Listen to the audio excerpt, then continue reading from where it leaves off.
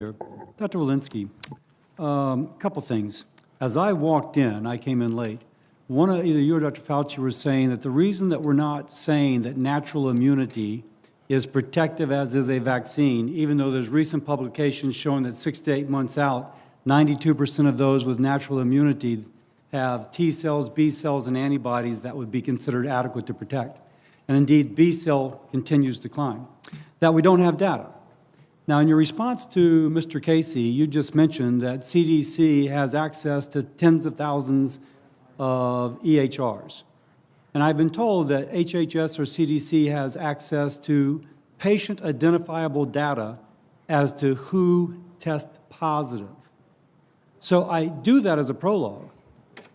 If we don't know that natural immunity confers protection against future infection, it's because we've decided not to look. Because I've learned that there is a cohort of people that we know have been previously infected. We've got the bench research showing that the triad of antibodies, T cells, and B cells are there, and that 92% of them are still there at 6 months out. So why have we not done the research showing that natural immunity confers protection against recurrent infection? Yeah, thank you so much for allowing me to clarify this point, because I understand the question.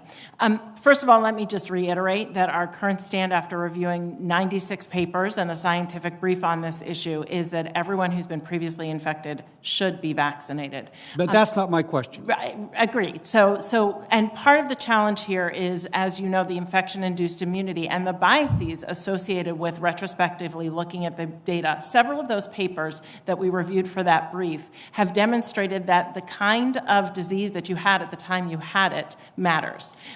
Did you have disease a year and a half ago?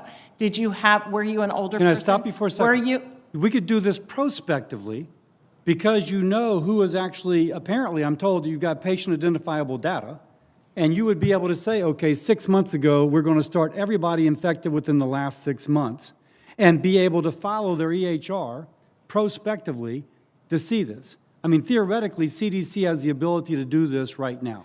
Yeah, that too would have its own biases. So one of the things that we have demonstrated in the scientific brief is that asymptomatic and mildly symptomatic people who might not present to their providers, might present to an urgent care clinic, who might not be recorded in their own EHR, likely have less robust protection than those who've been severely infected. But that could be established prospectively if using the data that you have. And you could even say, if you had symptomatic infection, you don't need to be vaccinated. We would consider you immune. You don't have to be subjected to the mandate.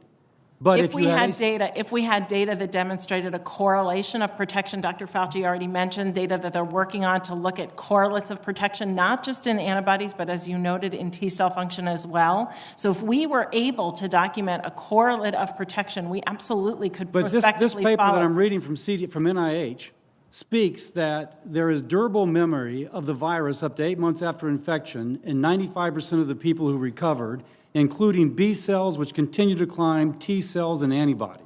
And I'm also saying you could do it clinically, because we have data that's patient identifiable that we could go back and look and see if they were exposed. They could be in a hot spot like Louisiana, where you know they're being exposed, and then you would see, not just by lab data, but empirically. I can tell you the American people intuitively understand this, and they feel a little bit like we're being willfully blind to it. I have limited time. Let me just ask you something else. What % of CDC employees are vaccinated? We're actively encouraging vaccination in all of our employees and doing a lot of education and outreach in order to get our agency fully vaccinated.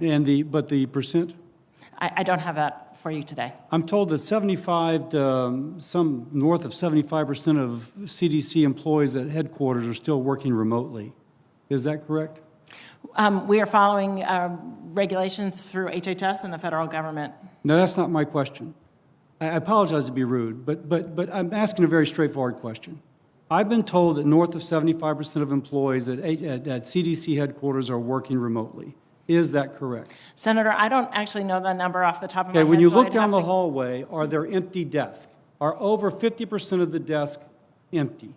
Senator, I don't have the numbers off the top of my head. What I will tell you is that we're working closely within HHS and the administration to follow the governmental rules for return to the workplace. There was a recent GAO report that shows, and released in the last 2 weeks, that there's been no coordinated response from the federal government to get people back into work.